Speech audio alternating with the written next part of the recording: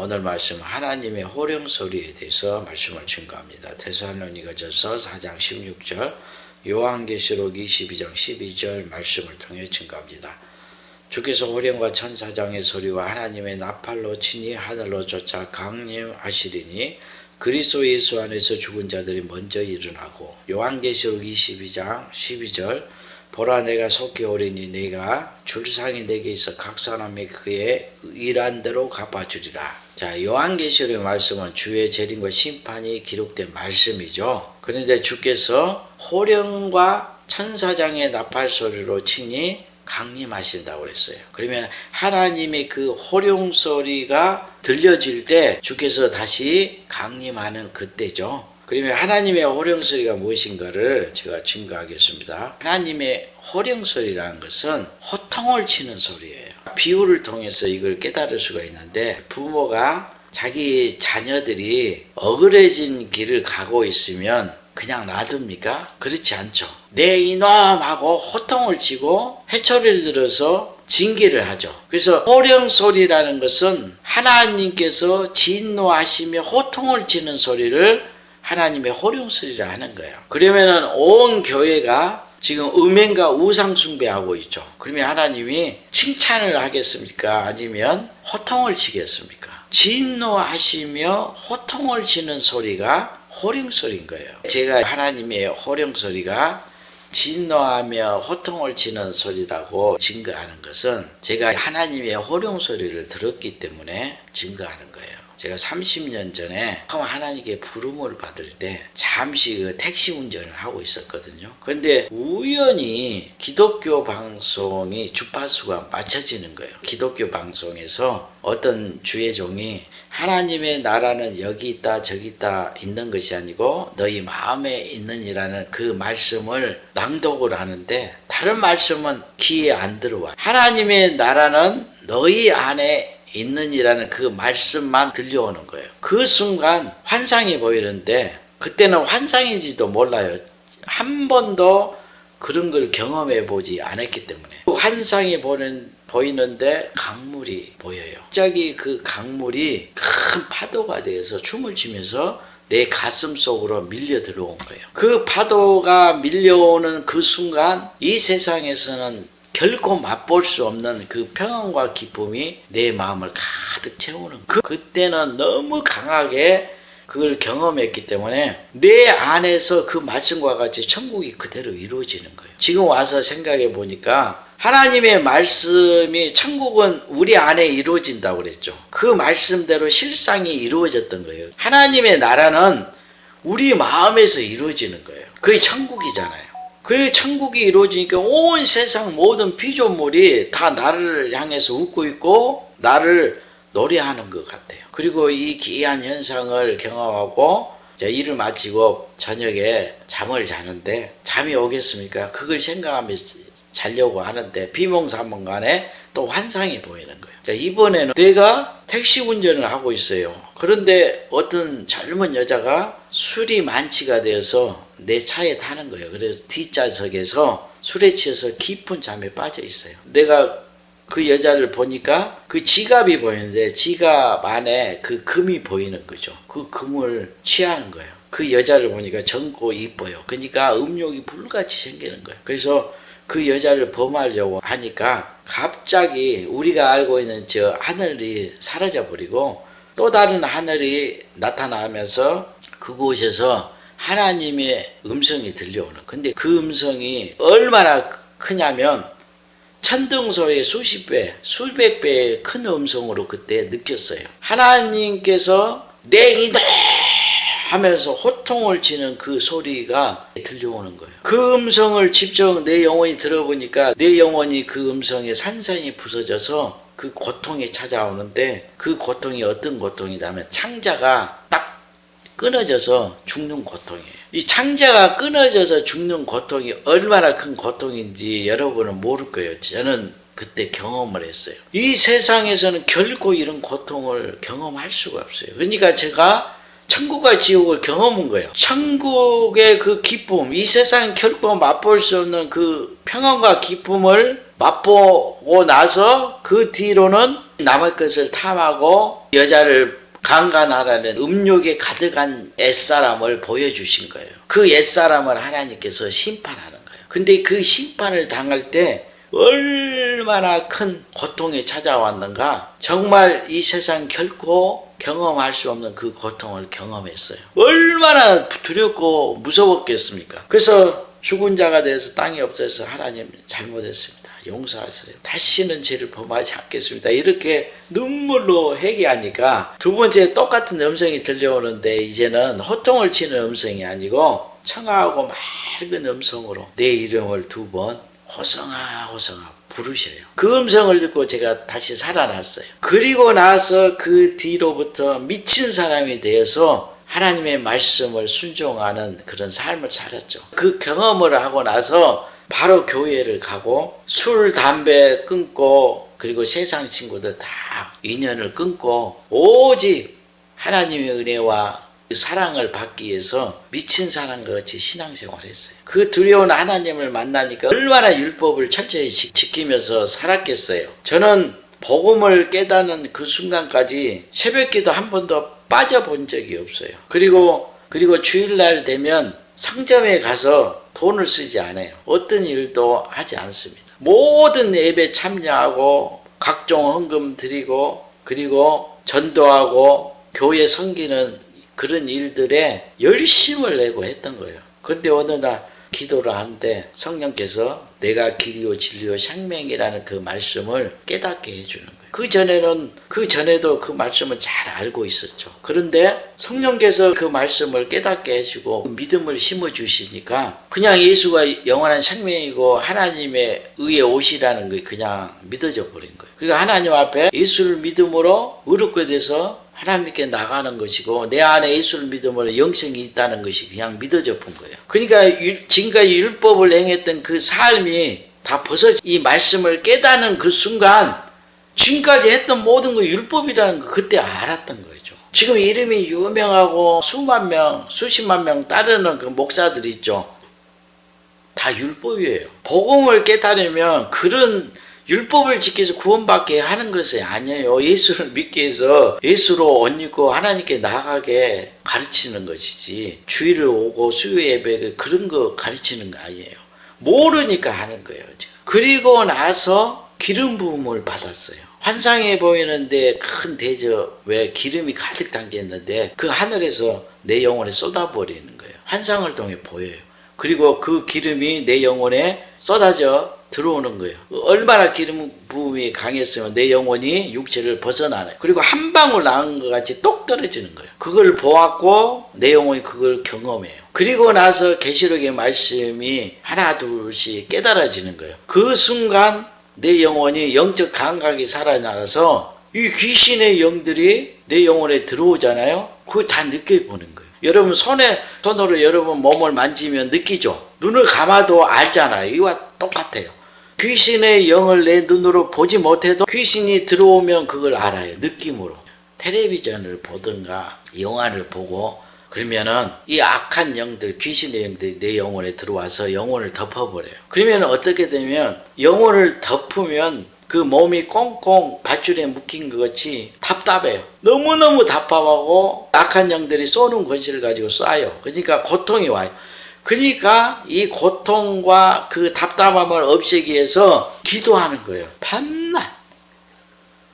그러니까 3일 밤낮을 쉬지 않고 기도하다가 지쳐서 자는 날이 허다해요. 이 삶을 거의 20년 가까이를 이렇게 연단을 받으면서 살았던 거예요. 그러니까 육신에 빠지면 이 악한 귀신들이 들어오는 거예요. 내 영혼에. 그래 달라붙어요. 괴롭게 하는 거죠. 여러분 이거 제가 꾸며낸 이야기 아니에요. 요한계시록의 말씀을 참으로 경배하지 않으면 하나님이 보호하지 않는다고 그랬죠. 그러면 이방인들이 짓밟은다고 그랬죠. 이건 구약의 사건을 비유로 기록한 거예요. 이 귀신의 영들이 예수를 믿는 모든 영혼들을 다 덮어버려요. 근데 감각이 없으니까 그걸 모르는 거예요. 근데 저는 감각이 살아났으니까 하나님이 그런 체험을 하게 한 거예요. 요한계시록의 말씀이 내 영혼에 그대로 실상으로 이루어진 것을 표적으로 보여주시는 거죠. 그래야 제가 심판의 말씀을 증거하니까. 20년 동안 이 귀신의 영들과 영적 싸움을 했던 거예요. 기도하면 나가요. 그래서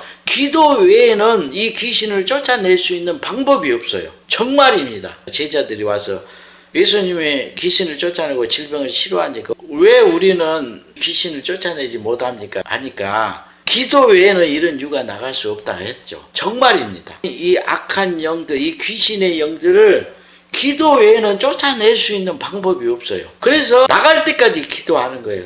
4일 기도하면 나가요. 어떠한 귀신도. 이걸 거의 한 20년 동안 이런 삶을 살았어요. 이 고난이라는 건 정말 고통스러워요. 이런 연단을 통해서 뭘 배우겠습니까? 계시록의 말씀을 깨닫잖아요. 그 계시록의 말씀은 하나님께 온전한 순종을 하지 않으면 참으로 예배하는 자가 아니에요. 그래서 보호를 받을 수가 없어요. 어둠이 들어오는 것을 허락한 거죠. 그러면 제가 먼저 그 환난을 경험하는 거죠. 그 환난을 경험하면서 제가 깨달은 것이 뭐냐? 주의 말씀을 지키지 않으면 이 고통이 끝이 없다는 거예요. 근데 죄라는 것이 얼마나 끈질기고 무서운 것인가를 여러분이 경험하지 않으니까 몰라요. 왜냐하면 육신이 원하는 거, 정욕대로 행하는 걸 그냥 해버리잖아요. 그러니까 이 정욕이 얼마나 큰 힘을 가지고 우리를 죄 가운데 이끌고 간다는 걸 알지를 못하는 거예요. 정욕을 금하고 하나님의 말씀대로 살려고 하면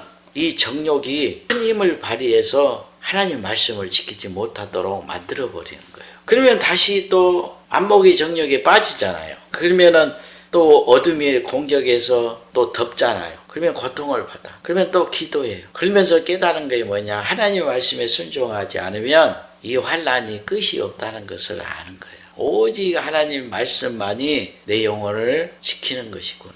내가 평안할 수 있는 길이 말씀 안에 사는 것이구나. 그러니까 내 안에 있는 정과 욕심을 이 세상과 함께 십자가에 못 박는 그 일을 하는 거예요. 내가 탄식하며 하나님께 기도하는 건 나를 죽여주라는 거예요. 내가 죽기를 원한다. 이 기도를 하는 거예요. 사도 바울이 어떤 사람입니까? 복음을 깨닫고 정말 많은 성경의 말씀을 기록한 그 위대한 사도 바울이 자기가 날마다 죽는다는 것을 자랑하잖아요. 그리고 자기 옛사람이 다시 살아나면 자기가 많은 사람에게 복음을 증거해서 다른 사람을 구원했지만 자기가 도리어 하나님께 버림을 받게 될 걸 두려워한다고 기록하고 있잖아요. 그리고 로마서 8장 23절 보면 현대인의 성경입니다. 이것뿐만 아니라 성령을 첫 열매로 받은 우리까지도 속으로 신음하며 하나님의 아들이 되는 것, 그 우리 몸이 구원받기를 갈망합니다. 개역 한글에서는 이뿐 아니라 또한 우리 그 성령의 처음 익은 열매를 받은 우리까지도 속으로 탄식하며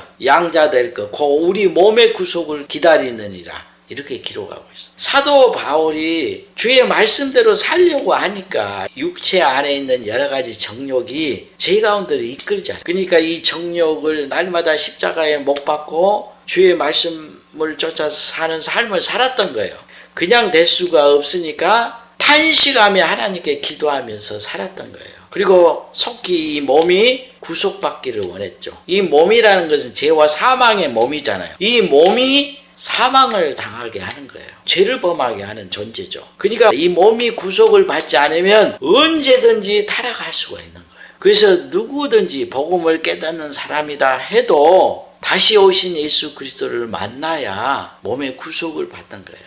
고린도후서 5장 4절 5절 보면 이 장막에 있는 우리가 짐진같이 탄식하는 것은 벗고자 함이 아니요 오직 덧입고자 함이니 죽을 것이 생명에 삼킨 바 되게 하려 함이라. 고 이것을 우리에게 이루게 하시고 보증으로 성령을 우리에게 주신 이는 하나님이시니라. 지금 우리 영혼이 이 장막이라는 집에 지금 거하고 있다는 거예요. 우리의 육체라는 것은 예수를 믿는 사람들은 이 육체는 영원한 것이 아니잖아요. 언젠가 다 죽게 돼 있어. 그러면 우리 영혼이 육체를 벗게 되죠. 그러면 우리가 돌아갈 곳이 새 예루살렘 성이잖아요. 영원한 집인 거예요. 그러니까 육체라는 이 집은 구약의 이스라엘 백성이 가나안 땅을 향해 나갈 때 광야에서 잠시 하나님을 섬겼던 그 장막집이잖아요. 그걸 비유하는 거예요. 그러니까 이 장막집을 벗기 전에 하나님의 처소를 덧입고자 탄식하며 기도했던 거예요. 그러니까 이 영혼이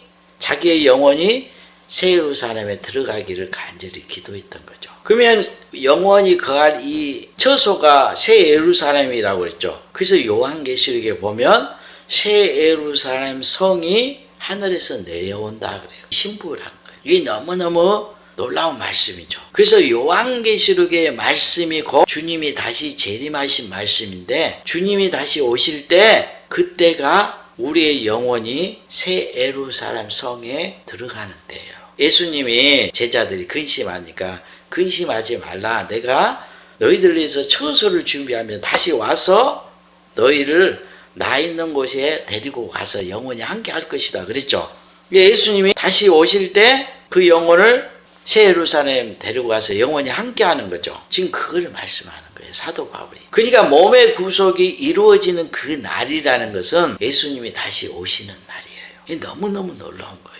그래서 요한계시록의 말씀에 새 예루살렘 성이 하늘에서 내려온다. 그 말은 예수님이 오셔서 그 영혼과 하나가 되는 거예요. 그러니까 그 영혼이 영원한 처소로 덧입게 되는 거죠. 이게 바로 생명이 사망을 삼켜버린 때예요. 여기 나오잖아요. 탄식한 것은 벗고자 하며 오직 덧입고자 함이니 죽을 것이 생명에게 삼킨 바 되게 하려 함이라. 또 이것을 우리에게 이루게 하시고 보증으로 성령을 우리에게 주신 이는 하나님이시라. 이 성령이 보증한다는 거예요. 오셔서 이렇게 될 것이다. 여러분, 이 말씀이 얼마나 중요한 말씀인지 여러분이 깨달아요. 왜냐하면 요한계시록의 말씀에 보면 이기는 자에게 새 예루살렘 성의 이름을 그 위에 새겨준다고 그랬죠. 이 말씀이 너무너무 중요한 거예요. 왜냐하면 짐승을 따르는 이 음녀들의 이마에 바벨론이라는 이름이 새겨져 있죠. 이게 비밀인 거예요. 이 교회가 주님을 배도하고 짐승에게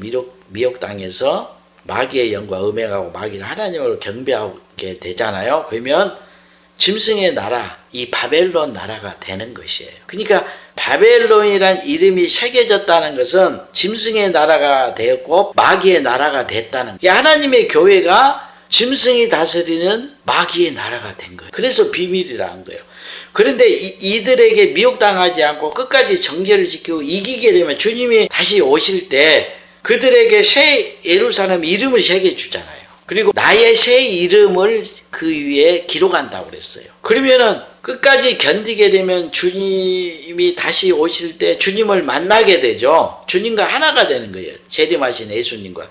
그렇게 되면 그들의 영혼이 새 예루살렘에 들어가게 되고 새 예루살렘에 내려와서 그 영혼을 덮는 것이 되는 거예요. 그래서 고린도전서 15장 51절 55절의 말씀을 보면 보라 내가 너희에게 비밀을 말하노니 우리가 다 잠잘 것이 아니고 마지막 나팔에 순식간에 오리니 다 변화되리니 다 변화하리니 나팔 소리가 나며 죽은 자들 썩지 않을 것으로 다시 살고 우리도 변화하리라.